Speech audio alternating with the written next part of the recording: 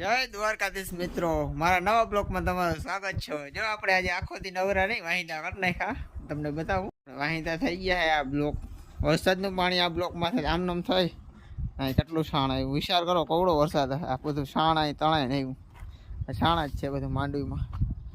કાંઈ વાંધો નહીં, ભેહુના પોદરા તણા કાંઈ વાંધો નહીં, આપણે મગફળીમાં કંઈ જાજી નુકસાની નથી, બહુ મસ્ત મગફળી છે આપણે। પણ હવે ઈર આવી છે તો આપણે ઈરની ફૂગનાશક ને ફૂંગીને મલક છે બધા પ્રશ્ન, તો આપણે એ બધાનું નિવારણ કરવાનું છે, દવા છાંટવાની છે। કાલે દવા લઈ આવી જ્યાં ફૂંગીને લીધે જ્યાં છોટા એથી ફળો પડી જશે ફૂંગી છે તો કાંઈ વાંધો નહીં, ઓછી છે કારણ કે ફૂગનાશકના આપણે રાઉન્ડ લઈ ગયા હતા, જેની દવા નહીં છાંટી હોય એને થોડું વધારે હોય, સફેદ ફૂંગી છે એટલે વાંધો નથી। જો તમે મગફળી કઈ એરે વાવી હતી કંઈ ખબર પડતી નથી, પવન આમ હતો ને એટલે આમ પડી ગઈ આખી, આયર અહીંયા નથી શેઠ, આયર અહીંયા છે,